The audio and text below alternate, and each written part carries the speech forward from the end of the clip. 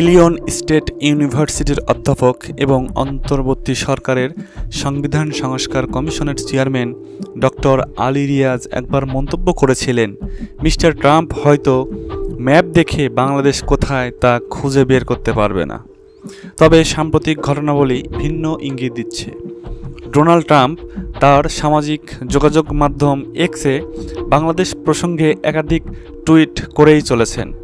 তিনি বিশেষভাবে বাংলাদেশের সংখ্যালঘু নির্যাতন নিয়ে সরব এবং এই ইস্যুতে বিভিন্ন ব্যক্তির বক্তব্য দিয়েছেন।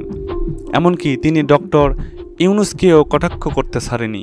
ইসকন সম্প্রদায়ের ধর্মগুরু চিন্ময় কৃষ্ণ দাসকে রাষ্ট্রদ্রোহ মামলায় আটক করা এবং তাকে কারাগারে পাঠানোর জেরে বিশ্বজুড়ে ইসকন সমর্থকরা বিক্ষোভ চালিয়ে যাচ্ছেন। ট্রাম্প নিজেই নিউ ইয়র্ক এবং কানাডার মন্ট্রিলে অনুষ্ঠিত এসব বিক্ষোভের ভিডিও পোস্ট করেছেন তার এক্স অ্যাকাউন্ট থেকে।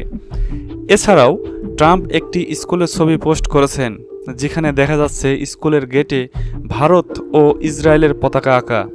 তার দাবি, এসব দেখিয়ে কোমলমতি শিশুদের এক ধরনের বিশেষ বার্তা দেওয়া হচ্ছে। পোস্টের ক্যাপশনে তিনি মন্তব্য করেন, দেখুন তারা কি শিখছে।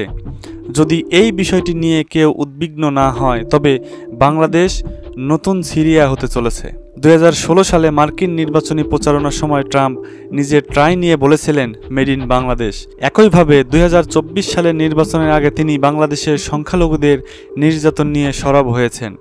এদিকে ডক্টর ইউনূস এবং ট্রাম্পের মধ্যকার সম্পর্ক বরাবরই উত্তপ্ত।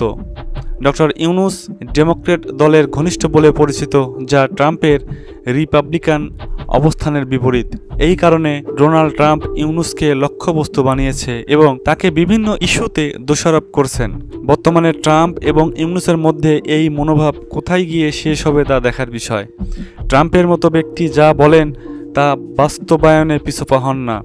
এখন প্রশ্ন হচ্ছে, তিনি কিভাবে এই দ্বন্দ্ব সমাধান করবেন বা ডক্টর ইউনূস নিজেকে প্রভাবমুক্ত করতে পারবেন।